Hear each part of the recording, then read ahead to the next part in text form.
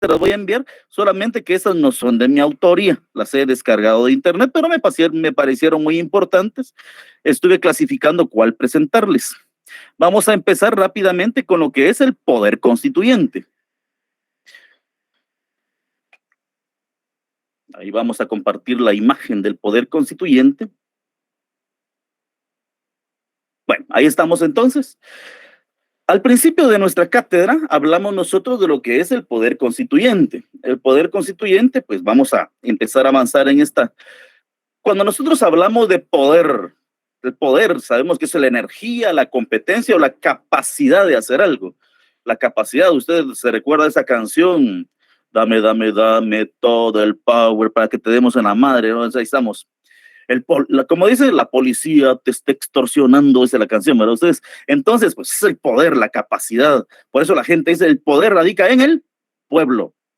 El poder radica en el pueblo. O sea, en el pueblo radica el poder. ¿Y qué es eso? ¿Qué es ese poder? Energía, competencia, capacidad. ¿Para qué? Para dar cumplimiento a un fin. Ustedes recordarán de la teoría del Estado, dicen los elementos del Estado. Los elementos, la población, el territorio, el espacio aéreo, si hay mar, el espacio marítimo, la legislación, el conjunto de normas. Pero para que exista un conjunto de normas, la población tiene que tomar decisiones y eso se le llama poder, ¿verdad? Entonces, tenemos nosotros dos tipos, el poder es uno, ¿verdad? Nosotros hablábamos en un momento al principio, de un poder constituyente y un poder constituido. En ese momento no entramos a conocerlo en definitiva porque sabía que íbamos a tener un espacio antes de la inconstitucionalidad de leyes para poder ampliar un poquito sobre lo que es el poder constituyente y el poder constituido. Entonces, cuando señala, ¿verdad? El poder constituyente, ¿qué es el poder constituyente? Aparecen dos tipos de poder constituyente, un originario y un derivado. Vamos a ver cuáles son, el originario y el derivado. Y el poder constituido del Estado, que es uno de los cuatro elementos. El poder constituido como tal son tres funciones fundamentales. Tres funciones que muchas veces se le denomina el poder señalan, ¿verdad? Los tres poderes, dicen, pero no, realmente el poder es uno, que es la soberanía. Y ese poder se divide en tres partes. El poder ejecutivo, la función ejecutiva, la función legislativa y la función judicial. Tenemos entonces poder constituyente, originario y derivado. Cuando nosotros hablamos del poder constituyente originario, es la capacidad que tiene ese conjunto de personas, la población, de poder crear normativa, de poder crear leyes que vayan a regir las conductas de un grupo determinado de personas. Es el poder originario. ¿Cuándo se da el poder originario? Cuando ese conjunto de ese pueblo pues convoca una Asamblea Nacional Constituyente. La Asamblea Nacional Constituyente es el poder máximo, ¿verdad? ¿Por qué? Porque es la representación de un pueblo que va a dar vida a una normativa, en este caso una constitución política. Una constitución que va a ser las veces de rey. Nosotros no tenemos un rey, tenemos una constitución. Hasta cierto punto, esa constitución es la reina. ¿Por qué? Porque no hay nada sobre ella. Bueno, ahora pues de acuerdo al derecho internacional o a lo que nosotros le denominamos el neoconstitucionalismo o el nuevo constitucionalismo, pues encontramos que la constitución comparte su espacio con el derecho internacional el derecho internacional público, en este caso el derecho internacional de los derechos humanos. Entonces ahí tenemos el poder constituyente, ¿verdad? El poder constituyente crea una constitución, que es la ley máxima y soberana de una nación, de un pueblo. Es el poder constituyente, que puede ser originario o derivado. El originario es la creación de la primera constitución y el derivado es el proceso interno, que tiene la constitución para poder reformar una norma. Eso es el poder constituyente. Originario es cuando crean la primera constitución y el derivado es cuando pueden reformar una norma constitucional. que necesita un proceso específico para poder ser regulada, para poder ser modificada, derogada pues ampliada, lo que sea, ¿verdad? Pero una reforma de esa norma. Entonces, ahora tenemos el poder constituido del Estado dividido en tres funciones. Cuando hice así, no es nada, dije tres funciones, no así, ¿verdad? Ustedes, tres funciones. No estoy practicando para las elecciones. Entonces, el poder constituido del Estado se divide en tres funciones: función ejecutiva, función legislativa y función judicial. Cuando existía una monarquía, un rey, en el rey, pues, recaían los tres poderes, porque ustedes recordarán, cuando han leído historia o han visto una película, es el rey que emite las normas, él dicta las normas. Es más, es el mismo rey que las promulga, porque manda a alguien para que, bueno, vayan a publicar la norma en cada pueblo y la clavaban en los postes. Muy bien. Y si alguien comete un delito, pues es el mismo juez quien juzga y decidía si vivía o si moría. Ustedes, entonces es el poder constituido. Esas son las tres funciones que tiene el poder constituido. Bueno, poder constituyente crea constitución, poder constituyente originario. Poder constituyente derivado es una facultad interna dentro de la Constitución que permite reformar normas de la misma Constitución política. Poder constituido del Estado señala que está dividido en tres funciones: constituido, ¿verdad? Muy bien. Continuemos. Supremacía constitucional. Hemos hablado mucho de la supremacía. ¿Por qué existe la supremacía constitucional? Por el mismo poder constituyente. Necesitamos tener un orden. Ustedes recordarán de la pirámide de Hans Kelsen. No se les va a olvidar, porque en derecho se menciona cada año, cada día, cada minuto se menciona. En donde tenemos la estructura piramidal normativa. Algunas veces yo la he puesto al revés. He puesto la Constitución hasta abajo. ¿Por qué? Porque la Constitución es la plataforma, la Constitución es la base fundamental para que una sociedad se pueda desarrollar. Entonces, tenemos la pirámide de Kelsen, y en esa pirámide pues tenemos arriba la Constitución política de la República de Guatemala y los tratados internacionales de derechos humanos. Esa es la cúspide en este caso, del triángulo, ¿verdad? De la pirámide. Tenemos también leyes constitucionales, ley de amparo, tenemos también la ley de partidos políticos, la ley de emisión del pensamiento, son de rango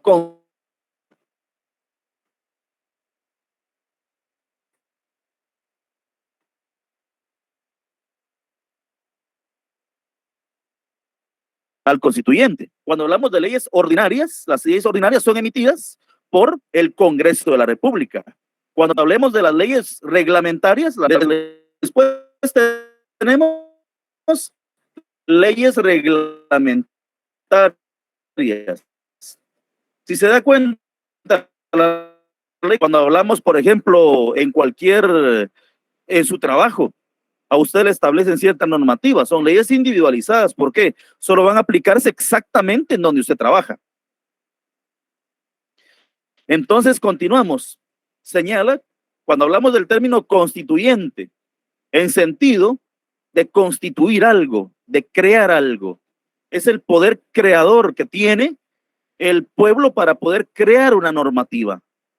Señala también, es de dar constitución. Es que, ¿qué es constituir algo? Darle forma.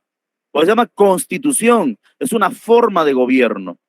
También señala, se ejerce para constituir un Estado, para darle nacimiento, para organizar el Estado, estableciendo su estructura jurídica y política. Y obviamente, cuando hablamos de política, hay política económica, política social, política ambiental, o sea, toda la estructura política de un Estado. La estructura jurídica política, pues señala, ya lo hablé, su primera constitución, obviamente, al ser poder constituyente, es una primera constitución. Y cada vez que se forme un poder constituyente, obviamente es una primera constitución. Y el poder, en este caso, poder constituyente constituido, también denominado así, pues es una capacidad para reformar la Constitución. Pero estos poderes principalmente radican en el pueblo. Hablamos en su momento del poder constituyente siempre y hablamos del poder originario. El poder originario funda el Estado, le da vida al Estado, le da vida a la primera constitución y es un poder ilimitado. ¿Por qué? Porque él va a crear la constitución de acuerdo a su real entender, ¿verdad? Saber y entender. Va a crear una constitución de acuerdo a lo que considera que son las necesidades del pueblo. Y el poder constituyente derivado. Pues me acerqué al micrófono porque está lloviendo. Entonces espero que se me oiga. El poder constituyente derivado. El poder constituyente derivado reforma la Constitución. Entonces, cuando, pues aquí está, ya lo hablamos, para fundar el Estado, dar nacimiento y estructura a una etapa fundacional, o sea, sancionar la primera constitución política. El poder constituyente originario, dice, titular. ¿Quién es el titular del poder constituyente? El pueblo. El pueblo. Por eso todas las constituciones siempre, en su preámbulo dicen nosotros, los representantes del pueblo. Ejercido, aquí dice provincias, pero les dije que había copiado este producto. Ilimitado, porque no tiene límites de derecho positivo. No hay instancia superior que lo condicione. Por eso es ilimitado. ¿Por qué?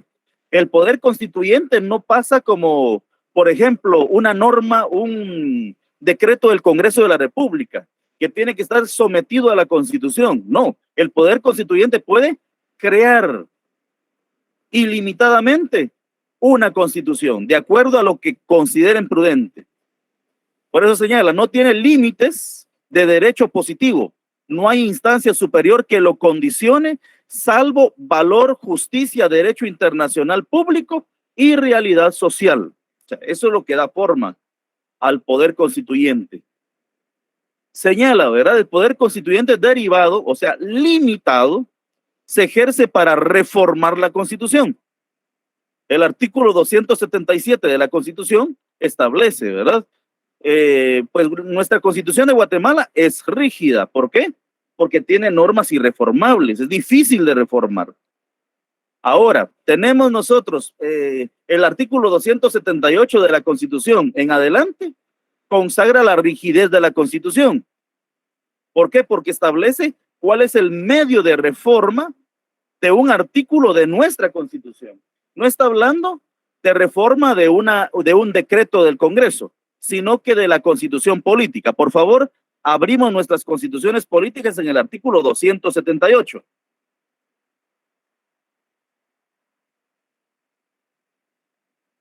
Artículo 278. Ya vamos llegando. Y hemos llegado. 277, ustedes lo conocen muy bien, ahí se recuerdan, reformas a la Constitución.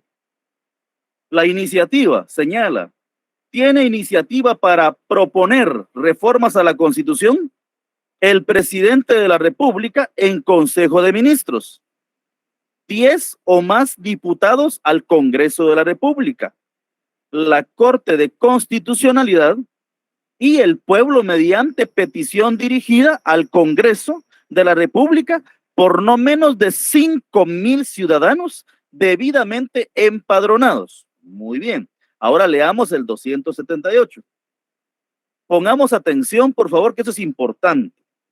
278 dice, Asamblea Nacional Constituyente. Aquí estamos hablando de un poder constituyente derivado, o sea, un poder constituyente constituido. ¿Por qué? Porque está dentro de la Constitución y permite hacerle reformas a la misma Constitución política. Señala de la siguiente manera, para reformar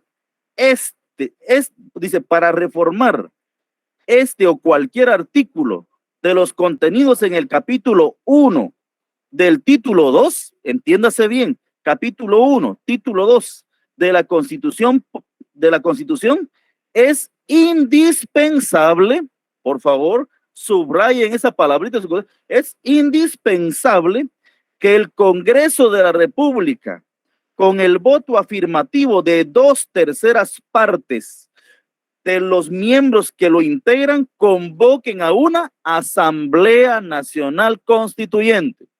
O sea, es imperativo. Si no lo hacen, no pueden reformar ninguno de los artículos del capítulo 1 del título 2 de la Constitución. Ahora, si nosotros seguimos leyendo, bueno, leamos el segundo párrafo, por favor, que dice: en el decreto de convocatoria señalará el artículo o los artículos. Entiéndase bien que no es para reformar todo. El Congreso de la República, cuando va a convocar a Asamblea Nacional Constituyente, obviamente va a establecer qué se va a modificar, qué se pretende analizar de la Constitución. No es como una Asamblea Nacional Constituyente, un poder originario. ¿Por qué? Porque ahí pueden libremente actuar. Estas no. Estos dicen, en el decreto de convocatoria señalará el artículo o los artículos que hayan de revisarse y se comunicará al Tribunal Supremo Electoral para que fije la fecha en que se llevará a cabo las elecciones dentro del plazo máximo de 120 días, procediéndose en lo demás conforme a la ley electoral constitucional, en este caso la ley electoral de partidos políticos. Muy bien, ese es el artículo 278. El 279 establece: la Asamblea Nacional Constituyente y el Congreso de la República podrán funcionar simultáneamente. Adelante, Marco Antonio Mendoza. Una pregunta. En este momento, si nosotros sufriéramos un golpe de Estado, como ha sucedido en la historia del 45 para acá, ese gobierno de facto, si fuera militar, ellos podrían derogar de forma automática la Constitución en base a lo que usted está leyendo. Si nos damos cuenta de lo que dice y el pueblo es el que tiene la autoridad, podrían hacerlo. Sí pueden hacerlo. Que lo permita el derecho internacional es lo complicado. ¿Por qué? Porque ese es el poder. Mire, por ejemplo, si nosotros leemos cada uno de los pactos internacionales de derechos civiles y políticos o derechos económicos, sociales y culturales, bien lo mencionó Bukele, señalaba libre determinación de los pueblos. Los pueblos tienen libre determinación, o sea, pueden dirigir su vida, pueden dirigirse. Es una mentira, usted realmente. ¿Por qué? Porque decide ser comunista Guatemala y obviamente se le voltean todos los capitalistas. Decide ser capitalista, se le voltean todos los... O sea, es un problemón realmente en derecho internacional. Cuando una persona decide crear cambios, pues está sujeta a todo lo que viene de afuera. Si no, claro ejemplo, Nayib Bukele con su reelección, ¿verdad? Para la próxima vez vamos a ver el artículo de la Constitución Política de El Salvador que supuestamente prohíbe la reelección. Si usted lo lee muy bien, detenidamente, el artículo no prohíbe la reelección del actual gobierno, prohíbe la reelección del gobierno anterior. Está mal redactada. En cambio, en Guatemala es muy clara. Ustedes, en Guatemala dice, se prohíbe la reelección. Dice, no podrán ser candidatos a la presidencia quienes hayan ejercido el cargo de presidente y vicepresidente. Ahí no hay pierde. En El Salvador no está redactada así. Pero sí pueden, mi estimado Marco Antonio. Sí pueden. No se le olvide, por ejemplo, constituciones como esta que tenemos ahorita ya han existido en Guatemala. 1944, 1965, 1900... Ahorita tenemos la del 86. ¿Y qué pasó con la del 65? Efectivamente, fue suprimida, usted. Y es más, hay ciertas leyes que devienen de esas fechas. Y por eso, por ejemplo, la ley de emisión del pensamiento es anterior a lo que establece la Constitución política. Por ejemplo, el Código Civil, Código Procesal Civil son leyes anteriores. Código de Trabajo. Y creo que no sé si en esta presentación aparece un análisis respecto al Código de Trabajo. Por ejemplo, la Constitución establece que se computará como jornada diurna, o sea, es 44 horas a la semana. Y el Código de Trabajo dice 48 horas. ¿Cuál impera? ¿Cuál es la ley que debe de gobernar? Pues en este caso, obviamente, la Constitución, porque lo que dice el Código de Trabajo está superado por la Constitución, y además la Constitución no puede entrar en antinomia, mejor dicho, las leyes no pueden entrar en antinomia con la Constitución política, pero sí es posible. Gracias, Nick. Para servirle, compañero. Entonces, artículo 280. Esta es la otra forma de poder modificar la Constitución. Señala, para cualquier otra reforma, escuchen bien, ¿no? Para cualquier otra reforma ajena a lo que establece el artículo 278, por favor, que quede muy claro. Dice, para cualquier otra reforma constitucional será necesario que el Congreso de la República la apruebe con el voto afirmativo de las 2/3 partes del total de diputados. Las reformas no entrarán en vigencia sino hasta que sean ratificadas mediante la consulta popular a que se refiere el artículo 173 de la Constitución Política de la República de Guatemala. Entonces, tenemos dos formas de modificar la Constitución, de reformar un artículo constitucional. 278, solamente cuando se va a reformar el capítulo primero, título segundo. Ahí sí, obligatoriamente Asamblea Nacional Constituyente. Y 280, que dice cualquier otra reforma, o sea, excluyendo la que establece el artículo 278. Entonces, continuamos.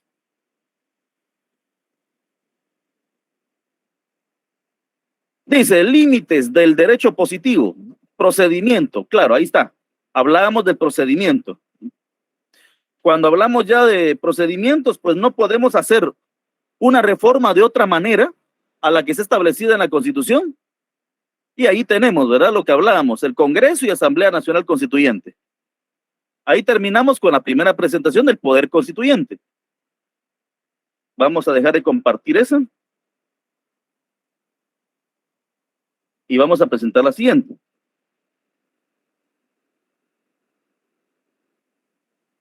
Antes de ello voy a compartir la asistencia.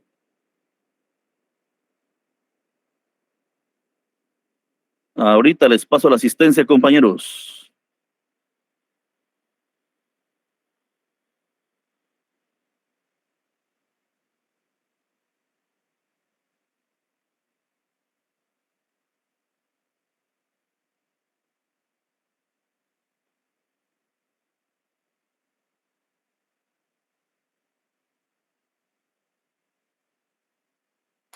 Ahí está la asistencia, compañeros, para que la puedan llenar, por favor.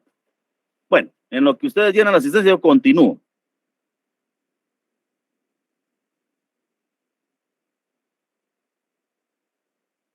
Vamos a ver, cancelar. Ahora ahí estamos.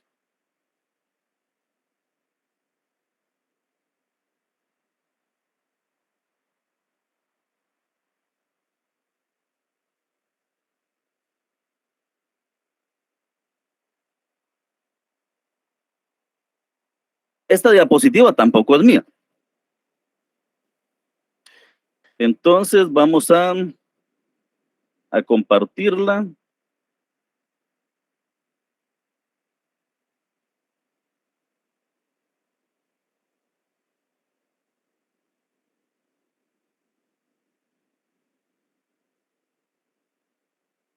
Ahí estamos.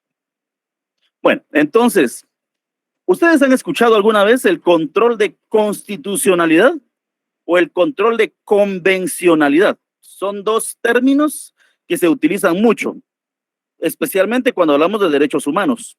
Control de constitucionalidad y control de convencionalidad. Esto sale, nuevamente repito, del neoconstitucionalismo. ¿Por qué? Antes solamente se hablaba del control de constitucionalidad. ¿Por qué? Porque la Constitución se consideraba la ley suprema y no había otra junto a ella. Pero, pues obviamente nuestra Constitución, a través, según me recuerdo, al artículo 42 y 44, permite que la normativa internacional pueda estar al mismo nivel que la normativa constitucional. Entonces ahí agregamos otro término, que es el control de convencionalidad. ¿Qué significa? Hay convenciones internacionales. Cuando hablamos de convenciones, en este caso incorpora tratados, pactos, declaraciones y todo lo que sea relacionado a derechos humanos, de derecho internacional de los derechos humanos. Entonces, ese es control de convencionalidad. Cada vez que un juez, magistrado de la Corte Suprema de Justicia o del organismo judicial aplica un criterio, tiene que tomar en cuenta que no esté en contra de la Constitución. Imagínense qué terrible. Porque cada resolución que se emite no debe de vulnerar los derechos constitucionales y los derechos convencionales. Háblese Pacto Internacional de Derechos Económicos, Sociales y Culturales, de los derechos humanos, del Pacto de San José y todos esos, ¿verdad? Tienen que estar en la mente del juzgador para no vulnerar esos derechos. ¿Por qué? Como Guatemala es parte de esa aldea global, entonces tiene que aplicar esa normativa en sus resoluciones. Aquí señala control de constitucionalidad. ¿Qué es el control de constitucionalidad? ¿Qué es la definición? Dice, es una revisión. Ese es el control de constitucionalidad. Es una revisión de la adecuación de las normas dictadas por las autoridades constituidas de un Estado con los requisitos establecidos en su Carta Magna o su Constitución. O sea, es aplicar la Constitución política a la normativa interna. O sea, todo lo que hacemos es control de constitucionalidad. Recientemente alguien señalaba, ¿verdad? Mire, fíjese que a mi hijo no quieren dejarlo entrar a estudiar a la escuela. ¿Por qué? Porque no está vacunado. Y uno dice, bueno, pero la Constitución establece que la educación se debe de impartir sin discriminación alguna, de ningún tipo de discriminación. Y cuando hablamos de, mire, pero si usted no está vacunado no puede entrar, eso es discriminar por una cuestión una condición, está condicionando. Y es sin condiciones. Es más, usted sabe claramente que aún el mismo uniforme está en contra de lo que establece la Constitución. El uniforme, todo ese tipo de cuestiones. ¿Por qué? Porque la Constitución indica que no se le puede limitar el derecho a la educación a cualquier persona. ¿Por qué? Porque lo tiene, obviamente. Ya cuando hablamos de adultos, pues tienen sus áreas, porque si yo pienso entrar a estudiar a la escuela de educación primaria, pues no me lo van a permitir porque ya estoy muy viejo, ustedes. Entonces, esas son las salvedades. Pero todas las personas dentro de la edad pueden acudir y pueden recibir la educación sin discriminación alguna. Entonces, en otras palabras, es la potestad, es el poder, es la autoridad o más de un Estado para controlar si una norma sancionada se sujeta a lo que dicta la Constitución. O sea, y ahí tenemos, viene el señor, el director y dice, miren, los que no están vacunados no entran. Y uno dice, pero lo que está diciendo señala claramente que no está en concordancia con lo que dice la Constitución. Por lo tanto, es inconstitucional. Y dice, respetando los principios de la supremacía constitucional. ¿Es igual en todos los países? Bueno, no, hay 3 variaciones, señala. Hay un sistema jurídico británico en donde no hay control constitucional directamente. Es un control constitucional indirecto, ¿verdad? Le llamamos sistema de control de constitucional difuso, o sea, sistema difuso de control constitucional. Es el que se usa en este caso en Gran Bretaña, Inglaterra y todos ellos. ¿Por qué razón? Porque no existe como en Guatemala, una corte de constitucionalidad, una organización privativa que conozca de ese asunto. El sistema británico, pues no hay control judicial. El Parlamento tiene la última palabra, el Congreso. Muy bien. Número 2, modelo continental europeo, es decir, de tipo concentrado. Hay un solo órgano con potestad de ejercer el control. Nosotros tenemos un sistema mixto. ¿Por qué? Porque obviamente, o ecléctico, ¿verdad? Ecléctico, tenemos a un órgano centralizado que conoce en materia privativa Y tenemos a toda la estructura en este caso, de los jueces, magistrados, que tienen a aplicar siempre el control de constitucionalidad y convencionalidad. Número 3, modelo norteamericano. Señala, es difuso igual que el sistema británico. Lo opuesto al concentrado. A posteriori de sancionada la norma, en casos concretos, las sentencias crean precedente judicial. Esto es muy importante, ¿verdad? Porque en estos países, un precedente crea, un caso crea un precedente judicial.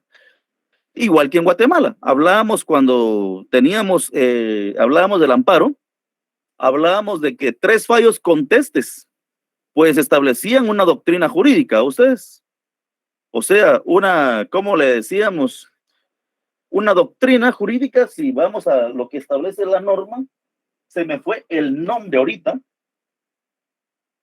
Vamos a ver si lo encuentro rápido, que no soy tan bueno manejando leyes. Vamos a ver, compañeros.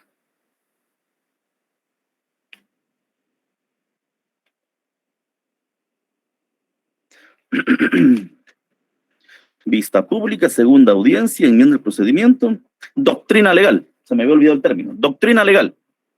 Entonces, 3 fallos contestes, ¿verdad? Doctrina legal. Cuando usted vaya a plantear un proceso, un amparo o lo que sea, o por ejemplo, cualquier proceso que usted vaya a plantear. Ustedes se recuerdan que un día abrí la página de la CC para buscar doctrina legal. ¿Por qué? Porque si ya la Corte decidió sobre un asunto de determinada forma, usted puede citar eso en su memorial. ¿Para qué? Para indicarle al juez de primera instancia, en este caso, que pues ya la Corte ha emitido una doctrina legal respecto a ese caso. Obviamente para que le declaren con lugar, ¿verdad? Porque ya lleva medio camino de recorrido. Entonces, esos son que hay variaciones en la aplicación del control de constitucionalidad. En América Latina, señala, los diseños constitucionales latinoamericanos presentan mezclas del control difuso con el concentrado. Es el caso de Guatemala. Un ejemplo de una mixtura es la ciudad autónoma de Buenos Aires, dice, donde el Tribunal Supremo de Justicia puede dictar sentencia erga omnes o para todos, con alcance para todos los casos, pero también existe el control difuso, donde las sentencias del Tribunal Supremo de Justicia, en ese caso, u otros jueces, tienen carácter de interpartes, o sea, interés para las partes. Pero en este caso, también lo que hablaba hace un momento, en Guatemala, la Corte de Constitucionalidad, también cuando emite doctrina legal es para todo, erga omnes, ¿verdad? Para todos los casos. ¿Cómo se seleccionan los jueces? Bueno, aquí dice, cada modelo de los 3 mencionados prevé una modalidad diferente de selección. ¿De qué 3? Estamos hablando de estos 3, ¿verdad? Sistema jurídico británico, modelo continental europeo y modelo norteamericano. ¿Cómo se seleccionan los jueces? Señala, primero, en el sistema británico, el Lord Chancellor elige y entre el primer ministro y la corona confirman o no los nombres elegidos. Entre estas 2 instancias hay una comisión parlamentaria que evalúa. Bueno, entonces ahí tenemos, ¿verdad? La corona y el primer ministro. O sea, el primer ministro representa el gobierno político y la corona pues tiene el control monárquico de toda ustedes se recuerdan muy bien de derecho, teoría del Estado. 2. En el modelo continental europeo, los jueces de tribunales constitucionales son designados por los órganos políticos. Ya son más parecidos un poquito a Guatemala, ¿verdad? Para los jueces restantes hay un procedimiento diferente. En el modelo norteamericano, el presidente envía el pliego al Senado y este lo confirma o lo rechaza. Recordarán ese proceso que hablamos en su momento. Vamos a ver. Marbury versus Madison, en donde había un pliego de jueces que habían sido nominados, pero se da un problema y después no llegan a tomar posesión. Entonces ese es el modelo norteamericano. ¿Cómo funciona? Bueno, este es en la Argentina, nada que ver, solo quería presentarles algunas cuestiones. Ahora hablamos del control de convencionalidad. Es lo que les indicaba, ¿verdad? Nosotros no solo tenemos que preocuparnos por el control constitucional, porque vivimos en un sistema, pues, multilateral. Cuando hablamos del control de convencionalidad, tenemos varias instituciones que emiten resoluciones a nivel internacional. La Organización de las Naciones Unidas como órgano internacional único, ¿verdad? Y tenemos los organismos, en este caso, sectoriales, como por ejemplo para Guatemala o Latinoamérica sería la Organización de Estados Americanos. Usted se va a encontrar que existe la Declaración Universal de Derechos Humanos y también existe la Declaración Americana de los Derechos del Hombre, o por ejemplo, existe también la Declaración Americana, o sea, hay un montón de declaraciones que nosotros tenemos que tomarlas en cuenta para poder emitir, si fuéramos jueces, una sentencia. ¿Por qué? Porque si no lo hacemos, pueden atacarnos de esa manera. Pueden indicar, mire, señor juez, no tomó en cuenta la resolución, la sentencia, o no tomó en cuenta el pacto internacional. O sea, nos pueden atacar de esa manera. Entonces, ahí señala, control de convencionalidad. Es una figura que surge a partir de la reforma constitucional de 1994, dice ahí. Las naciones también se deben adaptar a los textos incorporados, establece ahí. Pero bueno, para Guatemala, pues sabemos claramente que ¿dónde está fundamentado el control de convencionalidad? Vamos todos a nuestra constitución política, por favor, y vamos a abrirla en el artículo 44, si no estoy mal, 46. Artículo 46. Señala claramente preeminencia del derecho internacional. Es interesante el término. Si nosotros analizamos preeminencia, ese término indica que el derecho internacional es preeminente al derecho interno, incluido el constitucional. Eso quieren expresar en nuestra misma constitución. Miren cómo metieron ese gol, porque eso es un golazo ustedes. Que la constitución tenga el 44 y el 46 integrados. Señalan que cuando se formó la Constitución en la Asamblea Nacional Constituyente, Estados Unidos solamente pidió un artículo. Pidió de favor que agregara un artículo. Y uno de los artículos principales es el 46. Ahora, si usted se pone a pensar qué tan importante es el artículo 46, increíble. Se establece el principio general de que en materia de derechos humanos, los tratados y convenciones aceptados y ratificados por Guatemala tienen preeminencia sobre el derecho interno. En Guatemala, pues se da una lucha entre los constitucionalistas clásicos y los neoconstitucionalistas. Cuando nosotros hablamos de un constitucionalista clásico, estamos hablando de una persona que considera que la Constitución es la única norma superior del Estado. Podemos irnos al claro ejemplo en este momento de El Salvador. ¿Por qué? Porque están aplicando un sistema de constitucionalismo clásico, en donde la Constitución de El Salvador es la que rige para El Salvador y punto. Miren, pero la Declaración de los Derechos Humanos, el Pacto de San José, y uno diría, mire, pero si lo aplicamos, obviamente, vamos a tener a nuestros presos con televisión, sofá y todo lo que necesitan para estar tranquilos en la cárcel.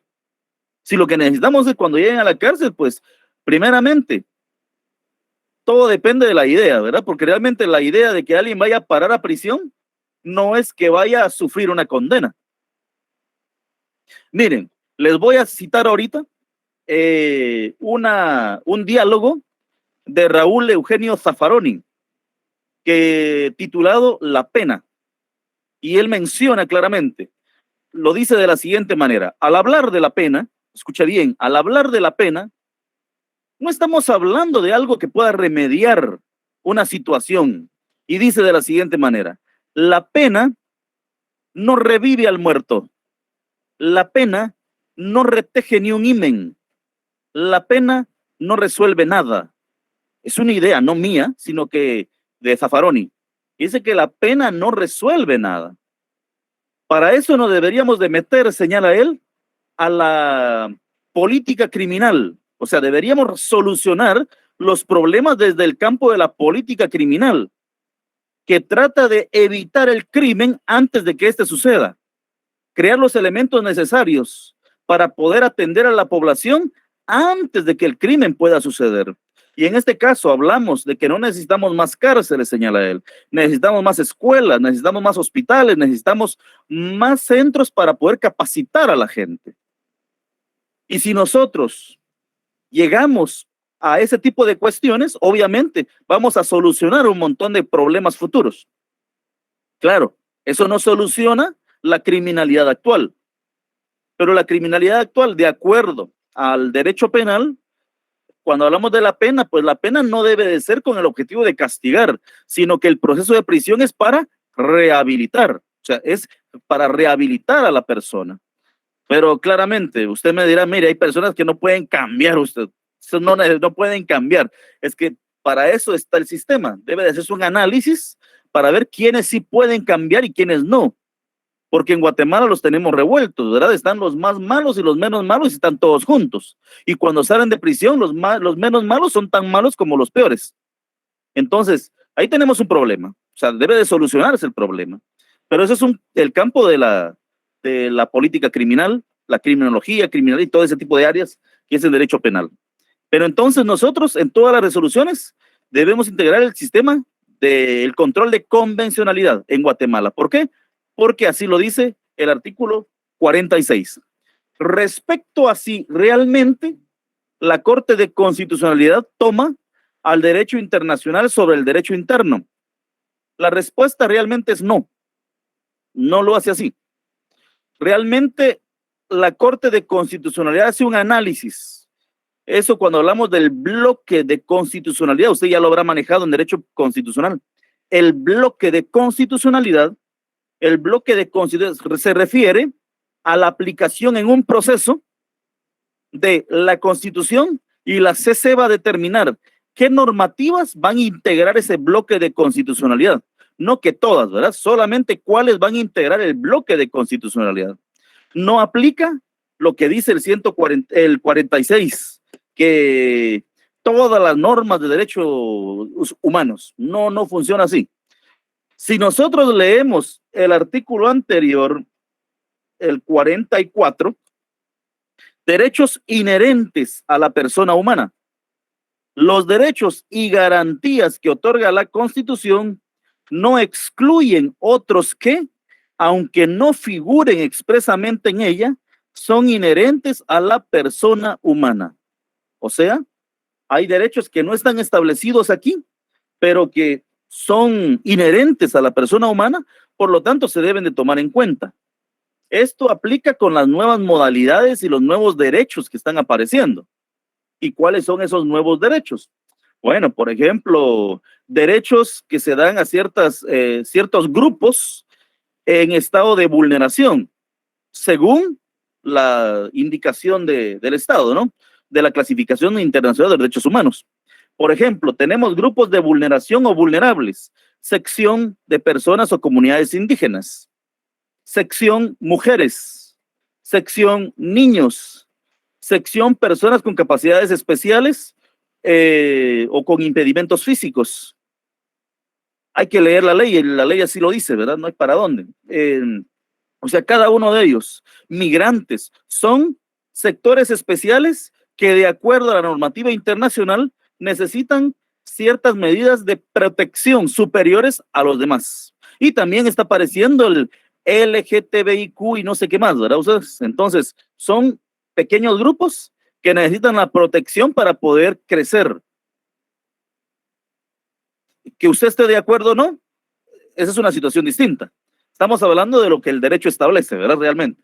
Entonces, quería tomar en cuenta que el control de convencionalidad entra a través del artículo 46 de la Constitución. Por favor, tome nota de ello. Señala, protección de los derechos humanos a nivel interamericano. A nivel interamericano encontramos Convención Americana de los Derechos Humanos, tenemos también la Comisión Interamericana de los Derechos Humanos y la Corte Interamericana de Derechos Humanos. Cuando hablamos nosotros del amparo, se recuerdan, indicamos que el amparo, cuando ya se da la sentencia final y resulta que la Corte de Constitucionalidad decide que no ha lugar al amparo solicitado por usted, pero el amparo usted lo necesita porque su vida, su patrimonio o una comunidad está en riesgo. Esto se da mucho en derecho de los pueblos indígenas. ¿Por qué? Porque realmente está el derecho a la consulta. Ellos deben de ser consultados para poder desarrollar un proyecto de extracción de, en este caso, de riquezas naturales, ¿verdad? Entonces, pues ellos tienen ese derecho a la consulta establecido en el convenio de la OIT. Ahorita no me recuerdo el número de convenio, pero está establecido en un convenio de la OIT. Y en esa convención establece el derecho a la consulta para poder garantizar la libre determinación de los pueblos. O sea, para garantizar la libre determinación de los pueblos tiene que tener derecho a la consulta. Y el derecho a la consulta, pues en Guatemala lo utilizan solamente como un requisito. O sea, si deciden sí o no, pues es esclavo de ellos, porque solo es un requisito. Y yo considero que, imagínese usted, que se va a casar con una chica, obviamente, si es una dama, y usted le va a decir, ¿te quieres casar conmigo? No, pero me caso con ella. Entonces, ¿de qué fregado le pregunté si quería o no casarse? Entonces, lo mismo pasa con las comunidades indígenas de nuestro país. Y ahí tenemos, cuando ese amparo, pues obviamente llega hasta la Corte de Constitucionalidad y ellos rechazan la petición de amparo, procede esto que estamos viendo ahorita. Usted procede a plantear una denuncia hacia la Comisión Interamericana de Derechos Humanos. La puede subir, es más, se puede subir hasta en línea, según recuerdo. Usted sube la denuncia con todo lo que corresponde y van a entrar a conocer su asunto. Si consideran que su asunto realmente es de importancia, lo van a trasladar a la Corte Interamericana de Derechos Humanos. Porque la Corte Interamericana tiene competencia sobre todos los países de Latinoamérica, usted excepto Estados Unidos. Es increíble, ¿no? Pero Estados Unidos no está sujeto a esta convención. Fue creada para los americanos de México para abajo. De México para arriba no aplica. Pero entonces, ahí está la Corte Interamericana de Derechos Humanos. Ustedes se recordarán, por ejemplo, los crímenes de lesa humanidad, los crímenes de guerra, tenemos el genocidio, todos esos son conocidos muchas veces por la Corte Interamericana de Derechos Humanos. ¿Por qué? Porque en Guatemala, pues muchas veces, como son de la misma calaña, ¿verdad ustedes? Pues protegen a ciertas personas que cometieron graves crímenes en contra de nuestra población y especialmente en contra de nuestra población indígena. Entonces, bueno, esa es una presentación que tenía también.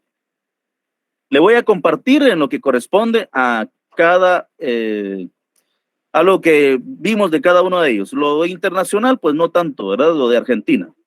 Ahora quiero compartirles otra presentación. Ya hablamos de lo que es el poder constituyente. Hablamos también de lo que es el control de constitucionalidad.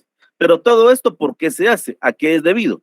Voy a compartirles otra presentación. Creo que tenemos tiempo todavía. Una ventana. Esta. Compartir.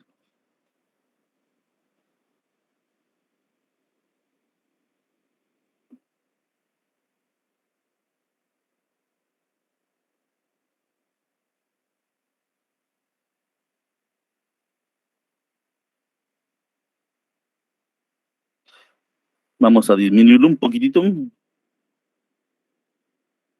Ahí estamos. Supremacía constitucional. Ya hablamos entonces. Cuando hablamos de control de constitucionalidad, estamos hablando, Asamblea Nacional Constituyente crea una norma suprema. Por eso se llama aquí supremacía constitucional. Esta presentación, pues ahí está el nombre de quien la creó, Alberto Pereira Orozco. No lo voy a cambiar, no voy a poner el mío a ustedes porque no corresponde. Principios constitucionales. Primeramente, ¿qué es un principio? De acuerdo al creador de esta plataforma, dice, en filosofía se entiende por principio, lo leo como está ahí, el punto de partida y el fundamento de un proceso cualquiera. Un principio se entiende también como el elemento fundamental de una cosa. El principio es el origen de algo. ¿Qué es un principio? El inicio, el fundamento. Por ejemplo, ¿cuál sería el principio de un volcán de fuego, de un volcán? Obviamente es la chimenea, ¿verdad? Donde sale el magma. ¿Por qué razón? Porque al principio no existe el volcán, solamente existe un hoyo en la tierra. Poco a poco va saliendo el magma y va formando el volcán. Después tenemos y vemos el volcán, pero el volcán no es el principio. El principio es lo que dio origen a algo. Eso es el principio. Por ejemplo, cuando hablamos de los principios morales o los valores morales, son principios que usted tiene con los cuales va a funcionar toda su vida. ¿Y dónde iniciaron esos principios? En su infancia. Ahí iniciaron. Por lo tanto, usted siempre se va a manejar de acuerdo a los principios que mamó en casa. Ese es un principio. Señala, de igual manera, suele definirse dicho término en materia jurídica como el fundamento de algo. Es un principio, es el fundamento de algo. Si hablamos de una construcción, ¿cuáles serían los principios? Toda esa plataforma de metal, de hierros que van fundidos, las zapatas, le dicen muchos de ustedes, son los principios, son los fundamentos. Si tiene buenos principios, pues la misma Biblia dice, instruye al niño en su camino y aun cuando fuere viejo, no se apartará de él. Ah, bueno, ¿por qué? Porque tiene buenos principios, buenos fundamentos. ¿Qué es un principio en materia constitucional? Conforme la posición que se asuma, ya sea positivista y justnaturalista, pues positivista, Hans Kelsen, ejemplo, que señala, hay una definición de derechos humanos, dada por, si me recuerdo ahorita, es el tratadista español, se me fue el nombre, pero él señala que cuando hablamos desde el punto de vista positivo, los derechos humanos son los que están establecidos en la ley, en la Constitución. Esos son los derechos positivos. Mire, los que no están, no existen, punto. En cambio, el justnaturalismo, por ejemplo, cuando nosotros hablamos del positivismo jurídico, señalamos que usted es libre, ¿por qué? Porque la ley lo establece. Si la ley no lo estableciera, usted no es libre. Usted tiene derecho al voto porque la ley lo permite. Ya me acordé del tratadista español, Pérez Luño, es el apellido de él, Pérez Luño. Él señala que los derechos humanos son un conjunto de atributos que la persona tiene por el único hecho de ser humano, que dependiendo del momento de la historia, o sea, dependiendo del momento de la historia, van a establecer los derechos que tiene la persona, pues, ¿qué le digo? Que deben estar establecidos en su constitución. Entonces, si hablamos de positivismo, al principio de la historia, allá en Roma, allá en Egipto, pues si el esclavo era esclavo, porque el derecho positivo así lo establecía, había un derecho a tener esclavos. Y no podemos decir que injusto, no, ¿por qué vamos a decirlo? Si la ley lo permitía, ¿verdad ustedes? Alguien me dirá, no, Blick, pero eso es incorrecto. Correcto, porque usted maneja la corriente justnaturalista. La corriente justnaturalista señala que, pues, que hay siempre algo superior al ser humano en donde emana toda ese tipo de instrucciones, ¿verdad? Entonces, y aparece, uno de los precursores del justnaturalismo es Jesucristo. Con Jesucristo empiezan un montón de reconocimientos de derechos humanos. El derecho de la mujer. Se recordará, antes de Cristo la mujer era un cero a la izquierda, ¿verdad? Después de Cristo lo que trata es darle un lugar a la mujer. También aparece, por ejemplo, San Agustín de Aquino, que establece un montón de principios y ellos son justnaturalistas. ¿Por qué? Porque lo que pretenden es siempre el ser humano, desde su nacimiento, desde su creación, tiene derechos porque es hijo de Dios. Justnaturalismo. Así funciona. Entonces, señala, los principios del derecho constitucional serán las normas obtenidas mediante un proceso de generalización y de decantación de las leyes en dicha materia, o los mismos se derivarán de las normas del derecho natural, y de la misión del juzgador es formular un principio de validez intrínseca, excluyendo con ello que su misión sea fallar de acuerdo con sus convicciones personales. Hay un libro titulado Teoría Pura del Derecho, escrito por Hans Kelsen. Se me olvidó, los hubiera puesto a leer ese libro. Teoría Pura del Derecho, escrita por Hans Kelsen. Kelsen allí, como positivista, indica que para poder hacer el análisis, la teoría pura del derecho, tenemos que tomar el derecho, quitarle sociología, quitarle humanismo, quitarle todo y dejar solamente al derecho como tal. A ver, si nosotros leemos la norma, quien diere muerte cometerá homicidio. Entonces, eso es positivismo. Viene una persona y cometió homicidio, pero fíjese que realmente yo lo hice en defensa de mi familia. No, teoría pura del derecho. Usted cometió un delito, ¿sí? Cometió homicidio. Bueno, esa es la teoría pura, ¿verdad? Usted separarlo de lo que yo pienso, solamente aplicar el puro derecho. Adelante, Marisol Sandoval. Buenas noches, licenciado. Sería como la Duralex. La Duralex, efectivamente. La letra muerta, ¿verdad usted? En donde la ley se aplica tal cual como es. Si no, tenemos ahí el claro ejemplo de Hitler y su constitución. Hitler nunca violó una normativa de su constitución. Siempre actuó de acuerdo a lo que su constitución le permitía. Entonces, uno dice, bueno, pero ¿y dónde está? Bueno, es que no es justnaturalismo, es positivismo puro. Se aplica la norma tal cual es. En cambio, en el justnaturalismo usted puede hacer un análisis, puede aplicar otros criterios. Un ejemplo, les voy a contar un caso de un joven, perdón, en una calle de un X municipio apareció un cadáver envuelto en una cortina y pues tenía una cuchillada, pero le dieron bien la cuchillada. Había muerto la persona. Lo hirieron con un objeto corto contundente, o sea, corta y golpea, corto contundente, o punzocortante, dependiendo. Bueno, resulta que cuando llegó el Ministerio Público, empezó a hacer el análisis de esa situación, de ese caso, ¿verdad? Acordonaron, y obviamente usted como fiscal del Ministerio Público, investigador, ¿a dónde iría a investigar primero? Era evidente que la persona que estaba envuelta en una cortina no había muerto ahí, lo habían llevado allí. Y lo primero que hizo fue investigar. Cerca de allí estaba la casa del occiso, del difunto. Y el fiscal del Ministerio Público va a donde estaba la casa del difunto, a hacer la investigación. Y cuando llega, lo primero que se da cuenta es que en una ventana faltaba una cortina. Después de eso, pues, hace la prueba de luminol, cierra las puertas, echa ese polvo, y cuando empieza a ver, pues, empieza a ver las huellas donde hubo sangre. Se dio cuenta claramente que dentro de esa casa es donde había muerto a la persona, le habían arrastrado hasta ese lugar para sacarlo de la casa. Muy bien. Cuando empieza la investigación, pues, la esposa del occiso, dice que ella fue la que lo asesinó.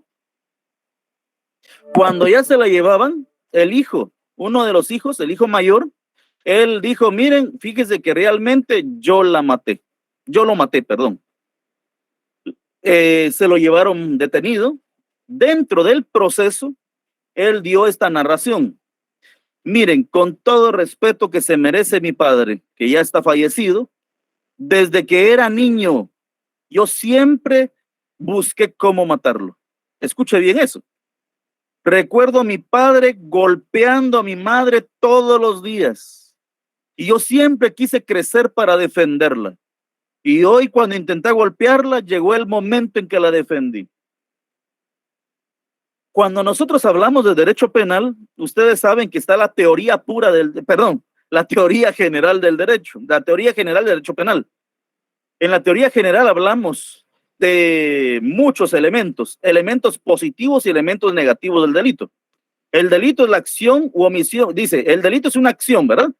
Una acción humana, típica, antijurídica, culpable y coercible. Esa es la definición de delito. Y tenemos que tener los elementos positivos del delito. Tipicidad. Tenemos típica, antijuridicidad, culpabilidad, todo lo que corresponde. Los elementos positivos. Pero también hay elementos negativos, que es antijuridicidad, que es medidas de, ¿qué le digo? Medidas de justificación. Entonces empiezan todos esos elementos. Cuando se aplicaron esos elementos, la persona quedó libre. Ahora, si nosotros aplicáramos la definición del positivismo, le aseguro que no hubiera quedado libre nunca. ¿Por qué? Porque se aplica la norma. Cuando hablamos del justnaturalismo, pues aplicamos todo el entorno de la persona. Ahí ustedes lo van a ver cuando lleguen a criminología y criminalística, ¿no? Ustedes, cada una de las escuelas de la criminología y la criminalística. Entonces, eso es un principio de materia constitucional. Continuamos con qué es un principio en materia constitucional. Dice, un principio es un axioma que plasma una determinada valoración de justicia de una sociedad sobre la que construyen las instituciones del derecho y que en un momento histórico determinado informa del contenido de las normas jurídicas de un Estado. Busquemos la definición de axioma. Es un término de la filosofía, ¿no? Es una proposición o un enunciado tan evidente que se considera que no requiere demostración. Entonces, un principio es un axioma que plasma una determinada valoración de justicia de una sociedad sobre la que se construyen las instituciones del derecho y que en un momento histórico determinado informa, o sea, volvemos, momento histórico determinado, informa del contenido de las normas jurídicas de un Estado. Ahí nos damos cuenta de una evolución del derecho constitucional que va incorporando derechos a su cuerpo normativo. En el mundo del derecho, el término principio posee gran tradición e implica una realidad jurídica más allá de las normas a las que ayuda a interpretar los principios fundamentales del derecho, la justicia, y empiezan un conjunto de principios. Dice, Kisbert se pregunta, ¿para qué sirven los principios constitucionales? Y su respuesta es, para garantizar la vigencia y estabilidad y el respeto a la Constitución. ¿Dónde podemos encontrar los principios de la Constitución Política de la República de Guatemala? Primero, en el preámbulo. Cuando usted aplica una norma de la Constitución, debe de recordarse del preámbulo de la Constitución. Por eso es que critican a la Constitución de Guatemala. ¿Por qué? Porque señalan que es un Estado laico. Pero cuando usted lee la Constitución, no es tan laica que digamos, ¿verdad? Nosotros, los representantes del pueblo de Guatemala, electos libre y democráticamente, reunidos en Asamblea Nacional Constituyente, con el fin de organizar jurídica y políticamente al Estado, afirmando la primacía de la persona humana como sujeto y fin del orden social, reconociendo, y aparece todo lo que corresponde. Y dice, ¿verdad? Inspirados en los ideales de nuestros antepasados, y empiezan todas las tradiciones, lo que corresponde. Entonces, cuando usted quiere buscar los principios de la Constitución, los encuentra en el preámbulo, artículo 1 y artículo 2. Y de eso se desprende toda la estructura organizativa del Estado. El derecho constitucional se encuentra regido por una serie de principios que lo orientan y permiten su correcta interpretación. Resulta evidente que las normas de derecho constitucional son de carácter general. En razón de ello, no pueden detenerse a detallar casos específicos. Es general, es de aplicación a todas las áreas del derecho. Al momento de aplicar o hacer positivas dichas normas, pueden ser que algunas circunstancias no se encuentren taxativamente delimitadas. Por ejemplo, cuando nosotros hablamos el derecho al agua, ¿verdad ustedes? Y dice claramente que existirá una normativa que regule en un futuro estas circunstancias respecto al agua. Pero nunca han creado esa normativa. Solo existe una, que es el mismo artículo de la Constitución. Entonces señala, al momento de aplicar o hacer positivas dichas normas, puede ser que algunas circunstancias no se encuentren taxativamente delimitadas. Es aquí donde la norma guarda silencio cuando entran a fungir ¿quiénes? Los principios. Los principios. ¿Por qué? Porque, ejemplo, hay municipios que tienen abundante agua y hay municipios que no los tienen. Y cuando hay un conflicto entre ellos, el municipio piensa, las autoridades, que el agua es de ellos. Cuando de acuerdo a la Constitución política, el agua pertenece al Estado. Pertenece al Estado. ¿Y quién es el Estado? El pueblo de Guatemala, o sea, toda la gente. No es de un grupo específico. Se llevan nuestro agua. Eso no es nuestro, es de todos los guatemaltecos. Aún esté en Uspantán, aún esté en cual lugar, es de todos, ¿verdad? Es un derecho de todos. Principio de supremacía constitucional. Este es un principio fundamental. Principio de supremacía constitucional. Pregunta de examen, ¿verdad?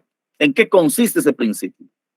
Este principio consiste en la particular relación de supra y subordinación en que se hallan las normas dentro del ordenamiento jurídico, de forma tal que logre asegurar la primacía de la ley fundamental del Estado.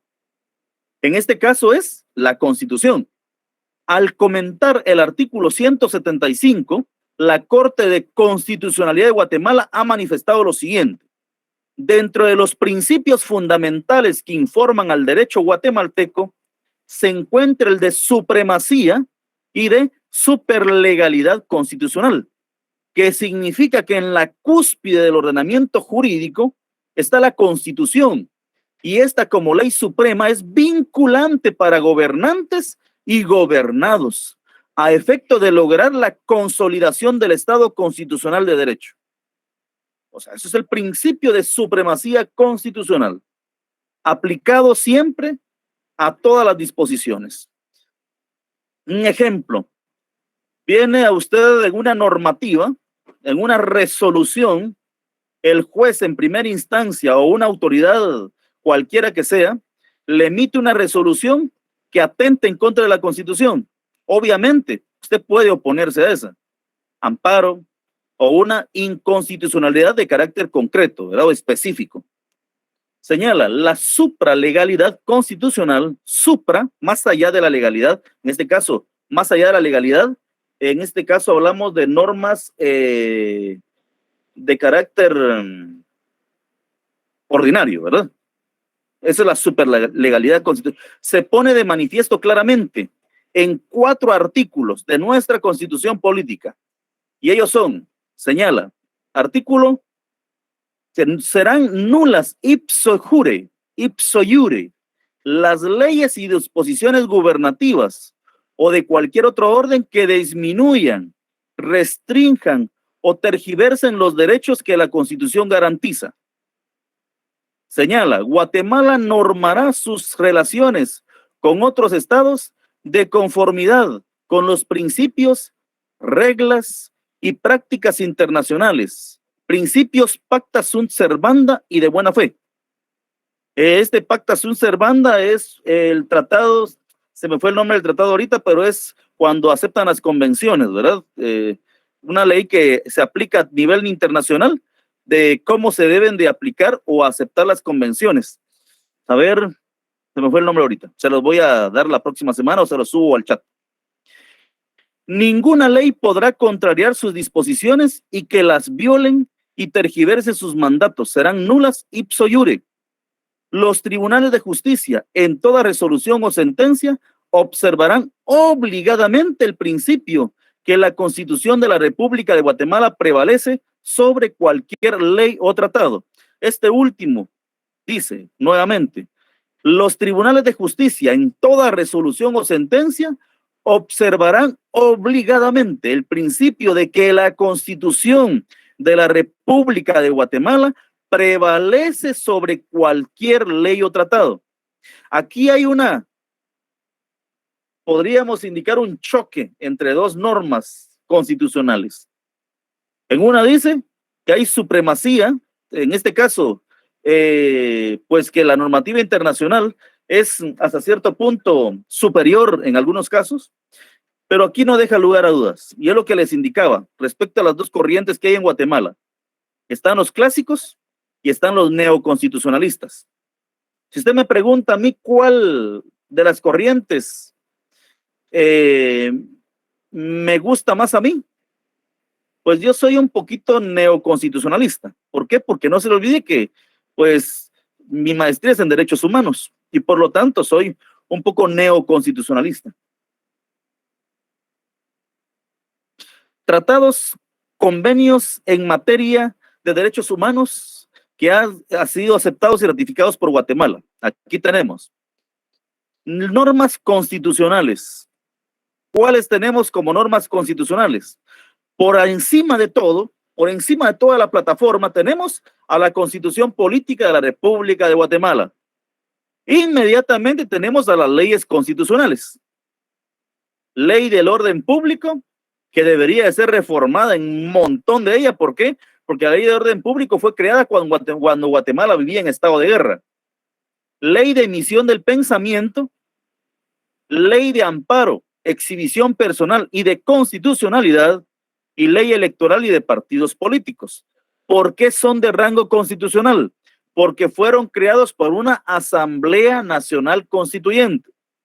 Tenemos normas ordinarias aprobadas por votación calificada o aprobadas por votación simple. ¿Por quiénes? Por los miembros del Congreso de la República. Normas reglamentarias, ya hablamos, son los que emiten los órganos ejecutivos para poder darle forma a las normas ordinarias.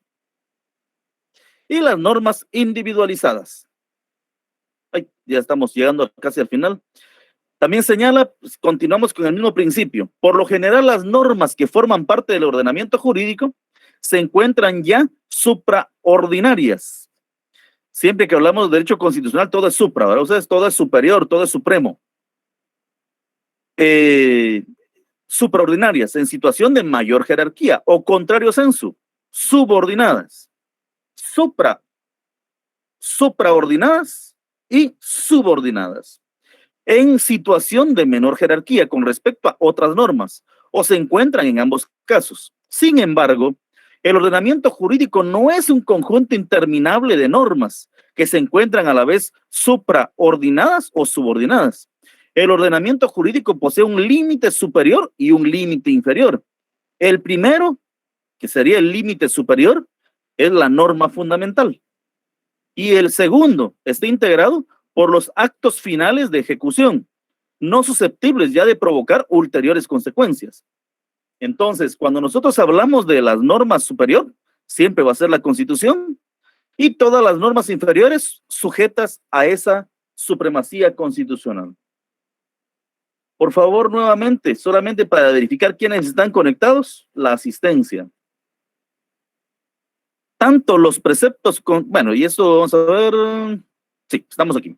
Dentro del ordenamiento jurídico se suceden un conjunto de grados que van desde las normas de mayor jerarquía hasta los que constituyen un mero acto de aplicación o ejecución. A mayor jerarquía de la norma, mayor su generalidad. Claro, a mayor jerarquía es más general la norma. Hay normas que son de aplicación en ciertos sectores. Por ejemplo, cuando nosotros hablamos de la ley del orden público, la ley del orden público puede ser aplicado a lugares específicos. un estado de calamidad en cierto municipio, en cierto departamento, en cierta área de circunscripción geográfica de Guatemala. O sea, está delimitado a ciertas áreas. Todos los preceptos constitucionales, como los ordinarios y reglamentarios, son normas de carácter general. Las individualizadas, en cambio, refiéranse a situaciones jurídicas concretas. Las leyes ordinarias representan un acto de aplicación de preceptos constitucionales de manera análoga. Por ejemplo, cuando nosotros hablamos de la educación nacional está regida por la Ley de Educación Nacional. Una norma constitucional tiene una norma ordinaria que desarrolla ese artículo. ¿Sí? Una norma constitucional, por ejemplo, derecho a la salud. Hay una ley que regula la salud, Código de Salud. ¿Se da cuenta? De un artículo de la Constitución sale un decreto completo, uno o varios, muchas veces, de un solo artículo. Si nosotros hablamos, por ejemplo, de la educación superior, bueno, aparece la ley de la Universidad de San Carlos, aparecen muchas leyes, en este caso son, vamos a ver, leyes orgánicas, ¿verdad? Las leyes orgánicas. Entonces, aparecen muchas leyes orgánicas para desarrollar un artículo de la Constitución. A eso se refiere cuando dice todos los preceptos constitucionales, como los ordinarios y reglamentarios, son normas de carácter general. Las individualizadas, en cambio, refiéranse a situaciones jurídicas concretas. Las leyes ordinarias representan un acto de aplicación de preceptos constitucionales. O sea, una ley ordinaria representa una aplicación de una norma constitucional, solamente que ya debidamente reglamentada.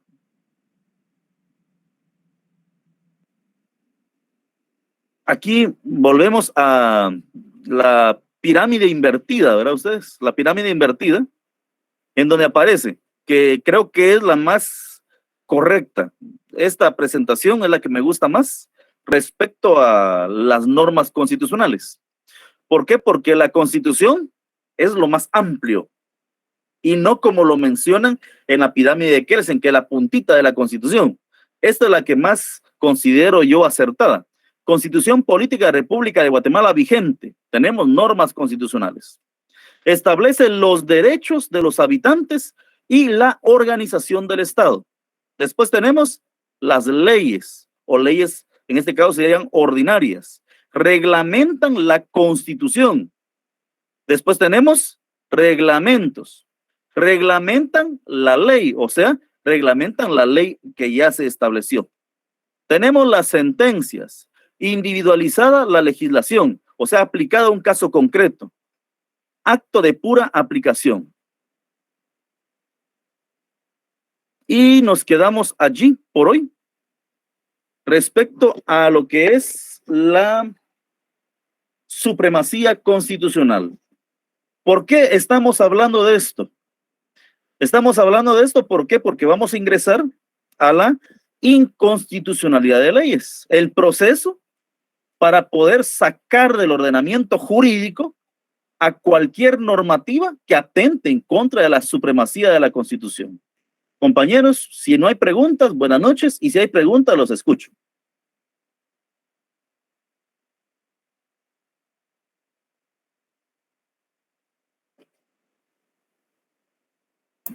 No, licenciado, muchas gracias. Feliz noche. Feliz noche, Lick. Feliz noche, Lick. Bendiciones, compañeros. Buenas noches. Muy amable, Lick. Gracias. Feliz noche. Feliz noche, licenciado. Compañeros. Feliz noche, licenciado. Buenas noches, compañero. Mucho gusto. Feliz noche, licenciado. Buenas noches. Buenas noches, Lick. Buenas noches, compañeros.